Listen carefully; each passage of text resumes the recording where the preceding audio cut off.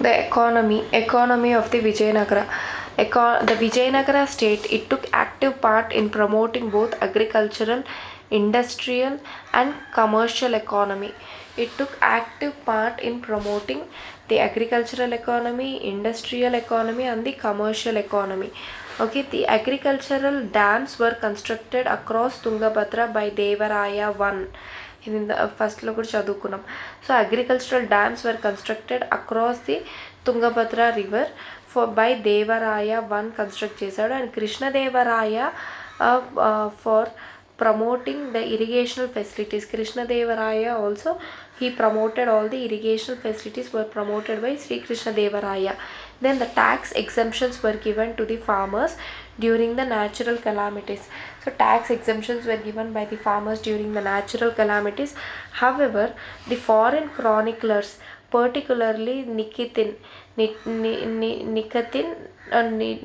Nikitin, who was from Italy, and Nunes, they talked about regressive taxation causing impoverishment of the peasantry. So some tax exemptions were given to the farmers during the natural calamities. However, the foreign chroniclers, particularly Nikitin and Nunes, they talked about the regressive taxation causing impoverishment of the peasantry. So according to Nunes, the land tax was exorbitant as 9 by 10th of the gross produce. According to Nunes, the land tax on it was exorbitant as 9 by 10th% of the gross land produce. Then regarding the industries, Golconda and Vagra Karura were the centers of diamond industries. With regarding to the industries, Golconda and Vajrakarur Golconda and Vajrakaruru, they were the important centers of the diamond industries, important center of diamond industries, important center ante. Then Kanchi and Urayur and Dharmavaram were major centers of textile production. Kanchi, Urayur and Dharmavaram, they were the major centers of textile industries. And Machilipatnam was known for printed textiles. Machilipatnam is known for printed textiles, and the kalamkari art also was very famous. Then the shipbuilding industry flourished as major industry in Maldives. In Maldives, shipbuilding industry flourished as the major industry in Maldives. So Golconda, Vajrakarurlo diamonds, Kanchi, Urayur, Dharmavaramlo textile industries, Machilipatnam for printed textiles, Kalamkari, and then shipbuilding industry in Maldives. Okay, the external trade also was quite active on the east coast. The external trade also, foreign trade was very much quite active on the east coast with China and on the west coast with Persia. East coast lo China తో ఉండే trade, west coast lo Persia తో ఉండేది. Then the Machilipatnam in the east and the Batkal in the west were the major ports. So the Machilipatnam port on the east and the Batkal port on the west were the major ports. Silk was imported from China, and Amukta describes the horse trade between Persia and India. The silk was imported from China. And Amukta it describes the horse trade between Persia and India. So due to their flourish, they have flourished in trade. Due to the flourishment, or because they have flourished so well in trade, the merchant organizations and the guilds were formed in large number. Because of the flourishment in the trade, the merchant organizations and the guilds were formed in large number. The most prominent among the guilds were Kaikolla అంటే textile merchants అనమాట. Textile merchants guilds were very famous. Kaikolla and Nanadesi అంటే many కంట్రీస్తో trade చేసే merchants. And Paradesi అంటే foreign trade చేసే merchants. So all these were famous. So guilds and merchant guilds and associations were formed in large number. Most prominent one were Kaikollam, the trade merchants, textile merchants, Nana Desi and Paradesi.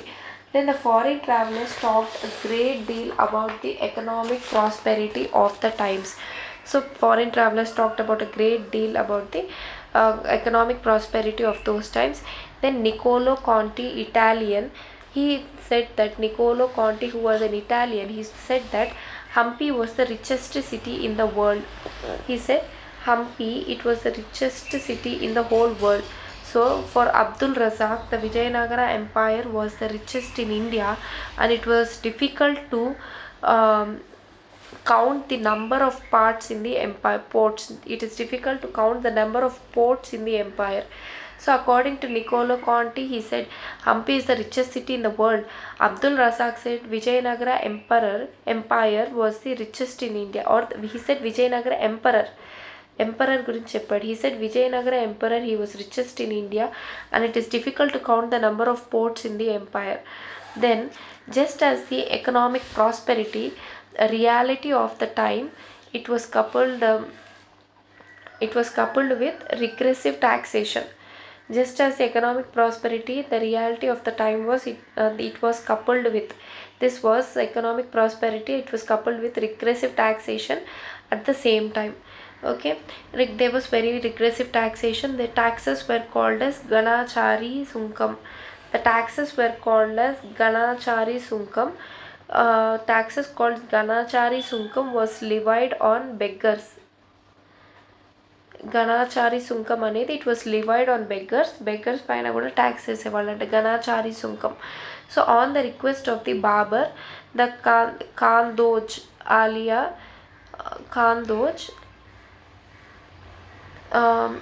Ramaraya, he abolished the professional tax on barbers. Barbers name అనేవాళ్ళు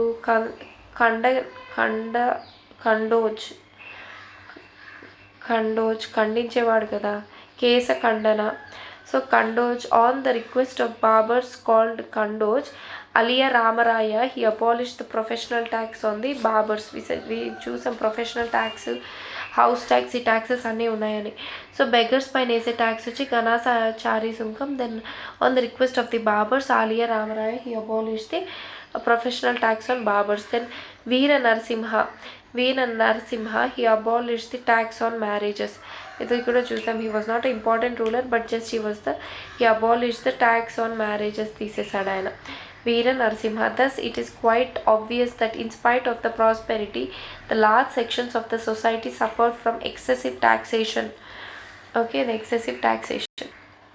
The cultural contribution of Vijayanagara Empire.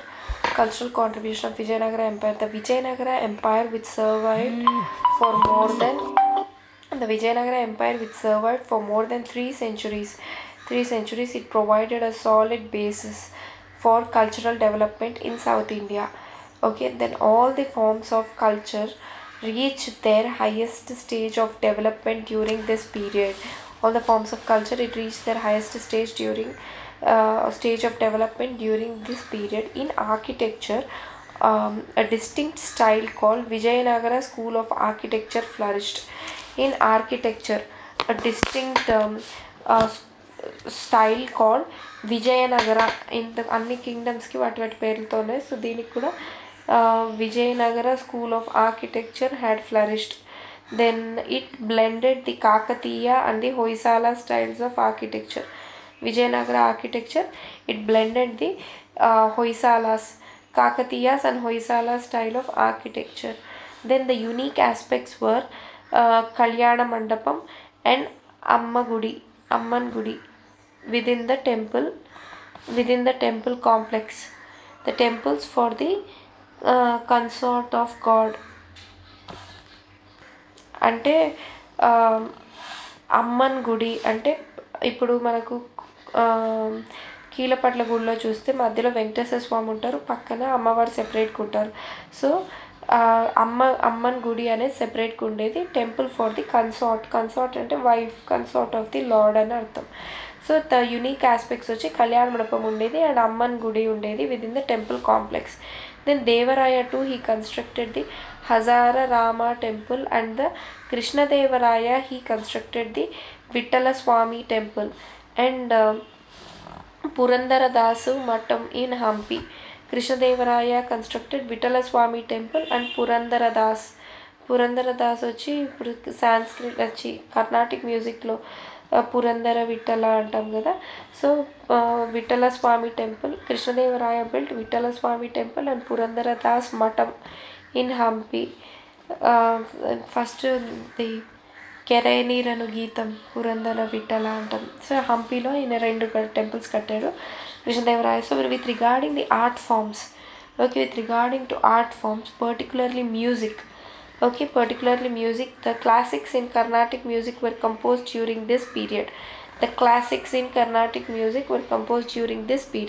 Swami Vidyaranya, he wrote Sangeeta Saramu. And Devaraya too wrote Sarvaswamu. Devaraya too kaadu, Vidyaranya, Swami Vidyaranya wrote Sangeeta Sarvaswam or Sangeeta Sarvaswam, Sangeeta Saram. Okay, the last 2 are considered the Bibles of Carnatic music. Edi Vidyaranya wrote Sangeeta Saram. Lakshmi Narayana ane atanu, he wrote Sangeeta Suryodayam. So Sangeeta Saram and Vidyaranya రాసిన సంగీత Saram and Lakshminarayana రాసిన Sangita Suryodayam are both the bibles of Carnatic music. And Devaraya two also wrote Mahanataka Sudhanidhi on music. Devaraya too also wrote Mahanataka Sudhanidhi on music. Then Talapaka Annamacharya, who composed maximum number of kirtanas. He was patronized by Saluva Narasimha. Then the trio of Carnatic music. Muthuswami, Samasastri and Tyagaraju, they further enriched the music tradition in the court of Nayakas of Tanjore. Okay, the trio of the Carnatic music were Muthuswami Dikshitulu, Syamasastri and the Tyagaraja. They enriched the musical traditions in the court of Nayakas of Tanjore. Then all the major dance forms they developed during this period. The Bharatanatyam was developed on the basis of the Natya Shastra of Bharata. Bharatadi Natya Shastra basis మీద develop అయింది వచ్చి Bharatanatyam. Okay, and Bharatanatyam or Bharata Muni's Natya Shastra మీద develop అయింది Bharatanatyam. It became the most popular dance form. Then Kuchipudi was introduced by Siddhendra Yogi and Perini Natyam, the popular dance form of Kakatiyas, were the other dance forms that flourished. So Kakatiyas popular dance form is Perini, P-E-R-I-N-I, Perini Natyam, the popular dance form of Kakatiyas, were the other dance forms that flourished. The paintings of Vijayanagara period were also found in the Papanaseshwara temple at Lepakshi. Paintings of Vijayanagara period were found at Papanaseshwara temple at Lepakshi and the temples of Tanjore. And the temples of Tanjore and the temple Papanaseshwara temple of Lepakshilo paintings of Vijayanagaras are present. So from all in one ఏం చెప్పారు dance and music గురించి.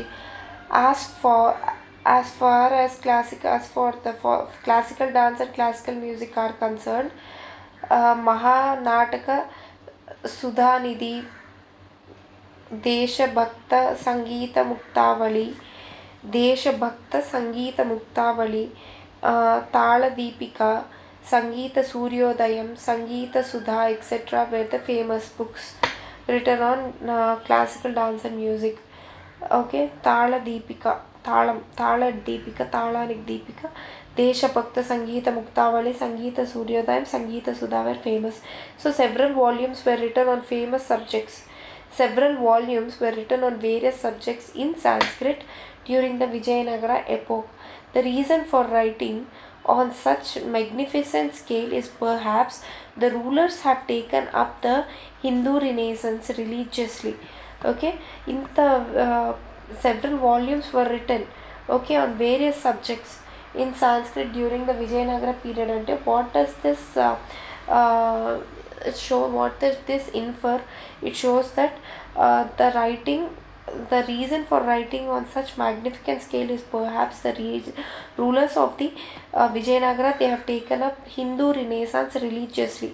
So during the regime of Vijayanagara, not only Sanskrit but also other South Indian languages like Telugu, Kannada, and Tamil also have been patronized by the rulers. Then literary development lo, it was a golden age in the history of Telugu and Kannada literatures. It was a golden age in the history of Telugu and Kannada literatures, particularly for the Telugu literature. The literary forms like kavyalu and prabandhalu, kavyas and prabandhas, particularly for Telugu literature, the literary forms like kavyas and the prabandhas reached the perfection. The kings themselves excelled in the literary activity. The kings themselves excelled in the literary activity. Devaraya too, he conducted the literary assembly called as Mutyala Sala.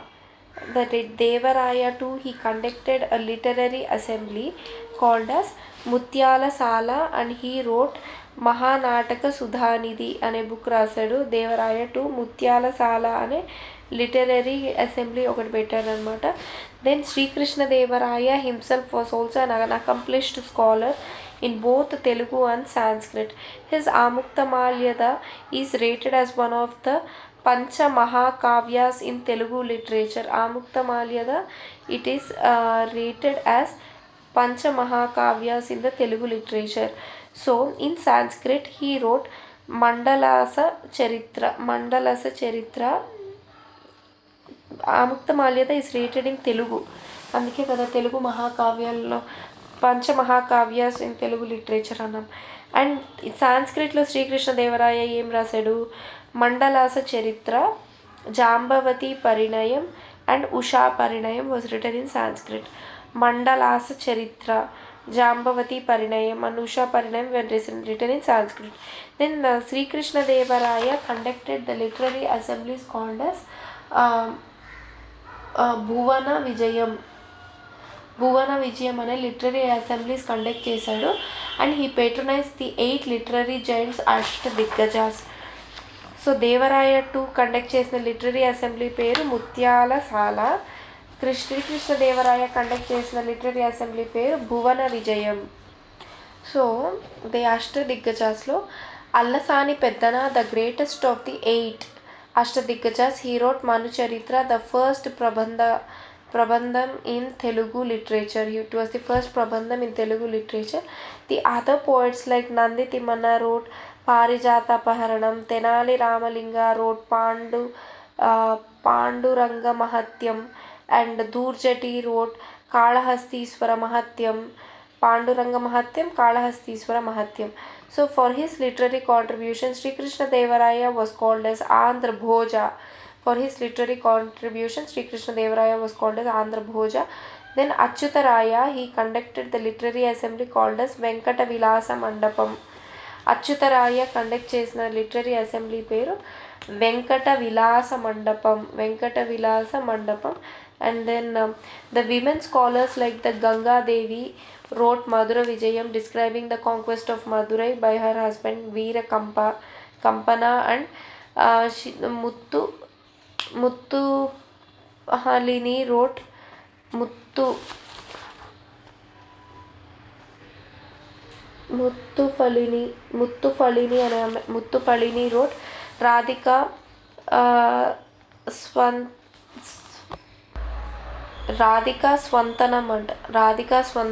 Swantanam in the court of Nayakas of Tanjore. Muttupalini wrote Radhika Swantanam in the court of Nayakas of Tanjore. Then the greatest cultural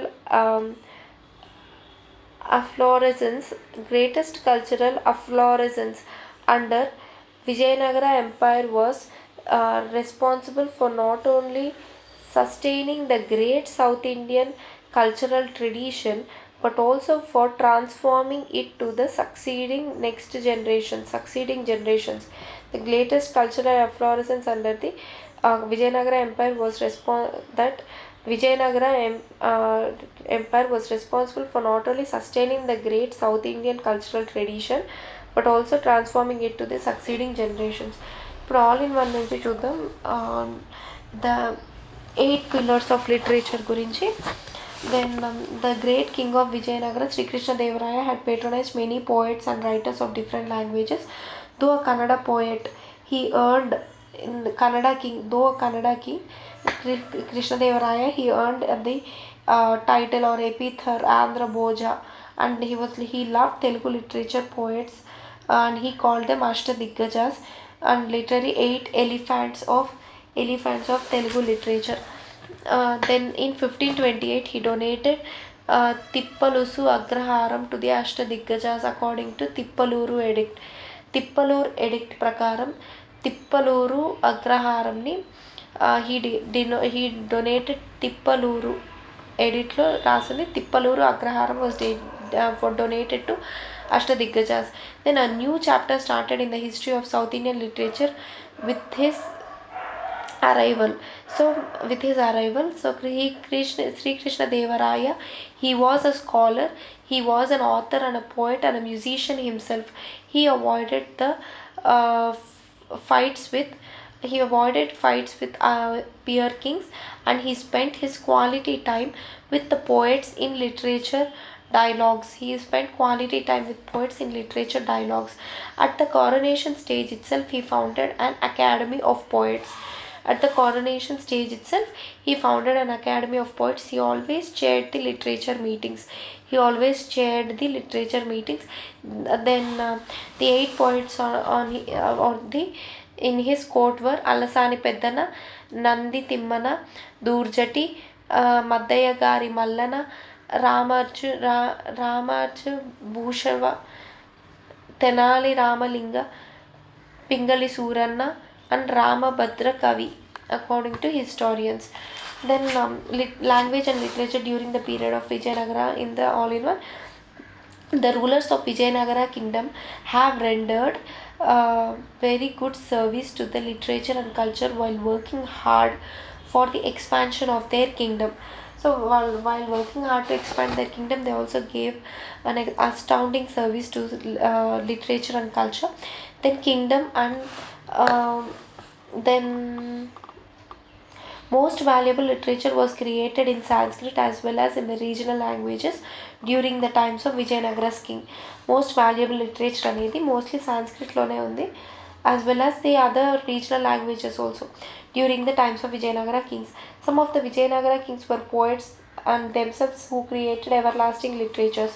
The classics by Rajashekara Charitra, classics like Rajashekara Charitra written by Maddaya Gari Mallanna and Nirankusopakyanam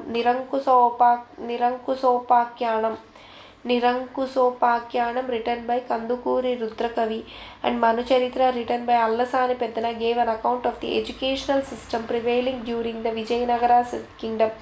Rajashekara Charitram written by Maddaya Gari Mallana, Nirankusopakyanam written by Kandukuri Rudrakavi and Manucharitram written by Allasani Peddana. It gives an account of the educational system that is prevailing during the Vijayanagara kingdom. So it can be said that the Vijayanagara emperors have indirectly supported the development of education in their kingdom. Similarly, they encouraged the scholars and their literatures by their magnificence. By their magnificence. Then education was not within the reach of all at that time. It was limited only to a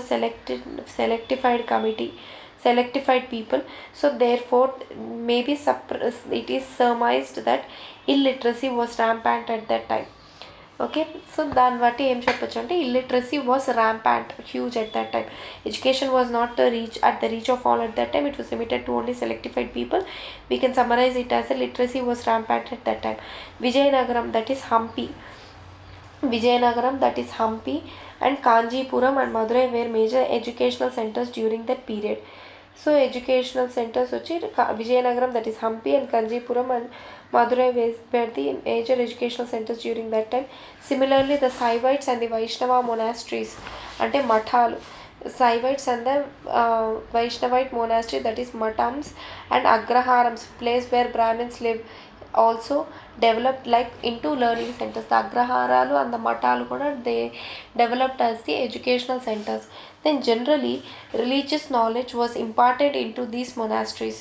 religious నాలెడ్జే నేర్పించేవాళ్ళు. Only religious గురించి వేదాలు వాటి గురించి నేర్పించేవాళ్ళు మఠంలో. In religious knowledge were important in monasteries. However repository of the book were found in the household of these pandits. However, the repositories of these books were found in the household of their pandits. అగ్రహారాల్లో కూడా దొరికేవన్నమాట ఈ books అన్ని.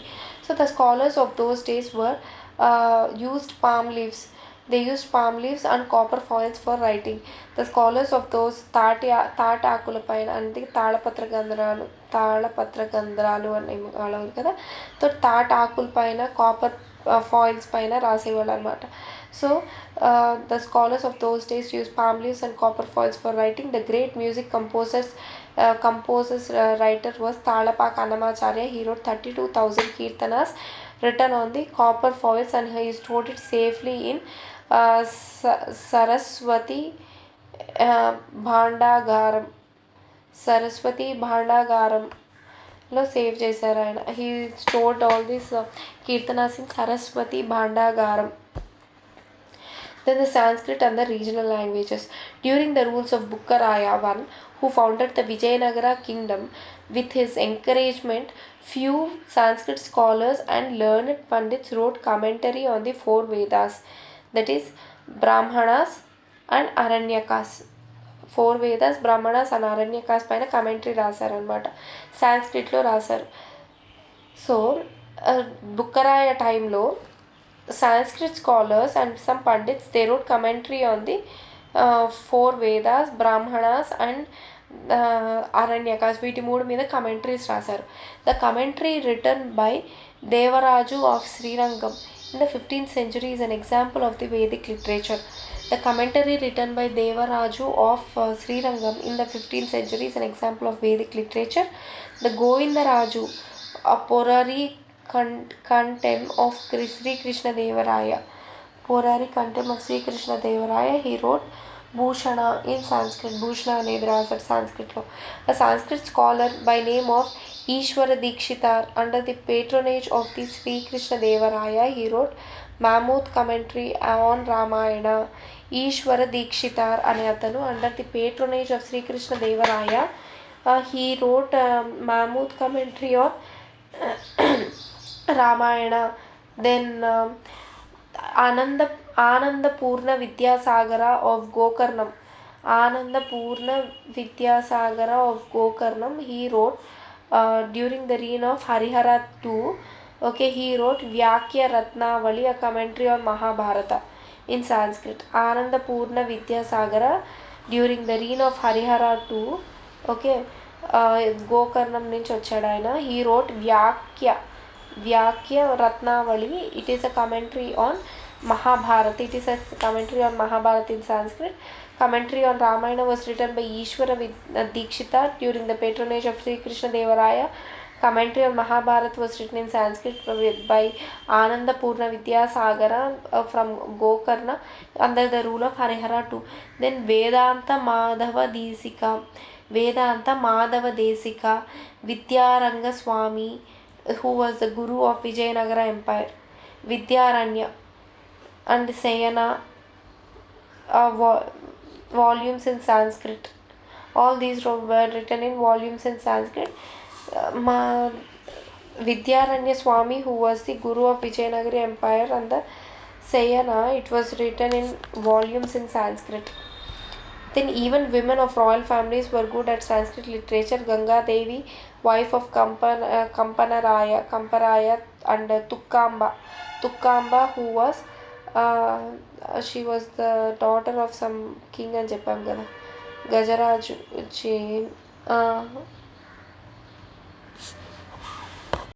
గజపతి వాళ్ళ కూతురు అనుకుంటామా. తుక్కాంబ, wife of Sri Krishna Devaraya, were knitted writers in Sanskrit.